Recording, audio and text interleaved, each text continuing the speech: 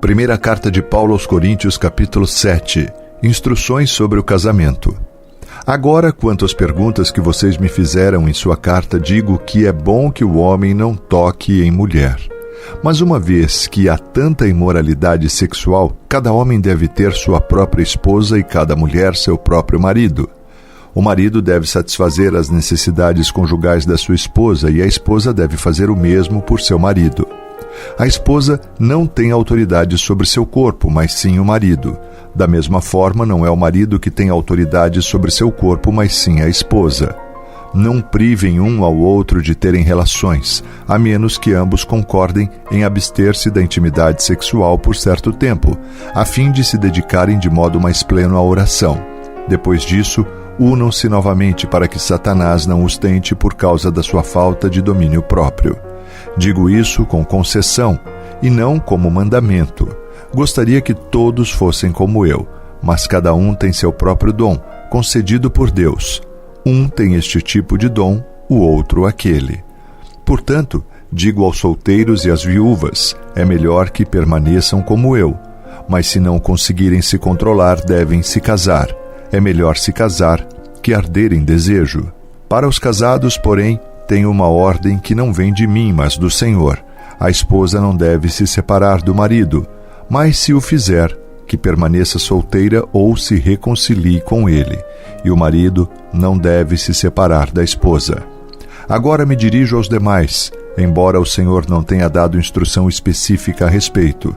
Se um irmão for casado com uma mulher descrente e ela estiver disposta a continuar vivendo com ele, não se separe dela. E se uma irmã for casada com um homem descrente e ele estiver disposto a continuar vivendo com ela, não se separe dele. Pois o marido descrente é santificado pela esposa, e a esposa descrente é santificada pelo marido. Do contrário, os filhos seriam impuros, mas eles são santos. Se, porém, o cônjuge descrente insistir em se separar, deixe-o ir. Nesses casos, o irmão ou a irmã não está mais preso a outra pessoa, pois Deus os chamou para viver em paz. Você, esposa, como sabe que o seu marido poderia ser salvo por sua causa? E você, marido, como sabe que sua esposa poderia ser salvo por sua causa?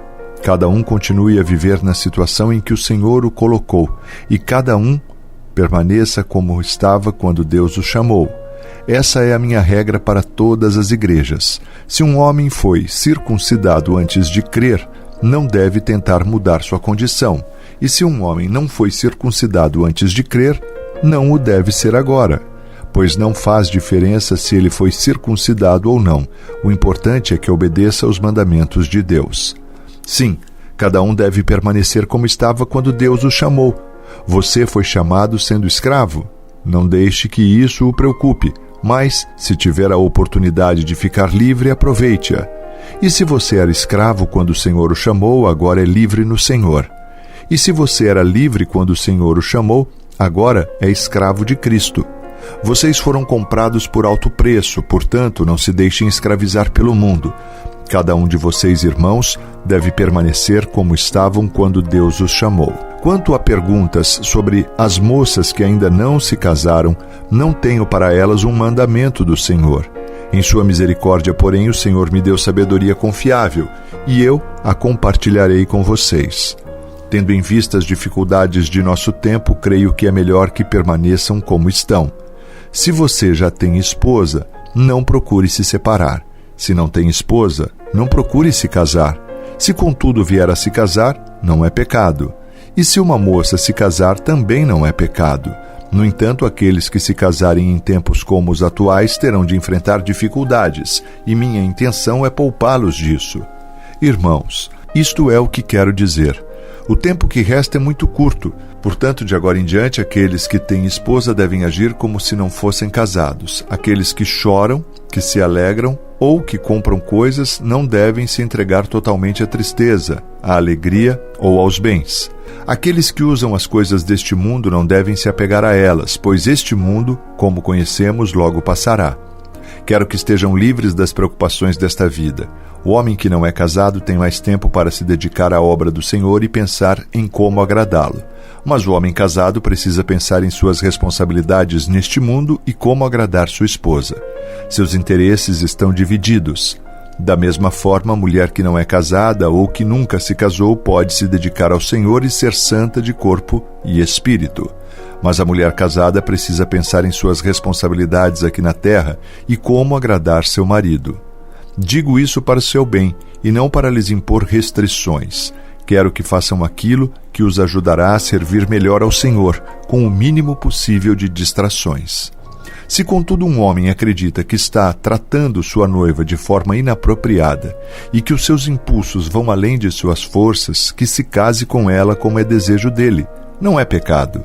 Mas se tiver assumido um compromisso firme e não houver urgência, e ele for capaz de controlar sua paixão, faz bem em não se casar. Portanto, quem se casa com sua noiva faz bem, e quem não se casa faz melhor ainda. A esposa está ligada ao marido enquanto ele viver. Se o marido morrer, ela está livre para se casar com quem quiser, desde que seja um irmão no Senhor. Em minha opinião, porém, seria melhor que ela não se casasse novamente, e creio que, ao dizer isso, lhes dou o conselho do Espírito de Deus.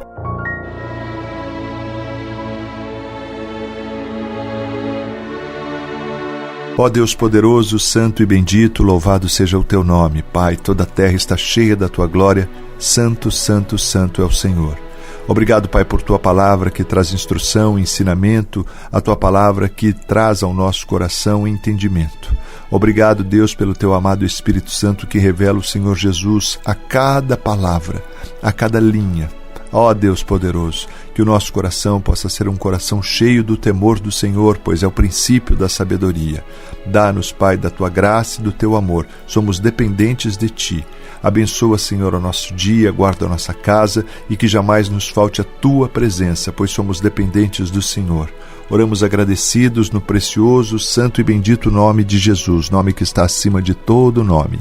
Amém e amém. Graças a Deus.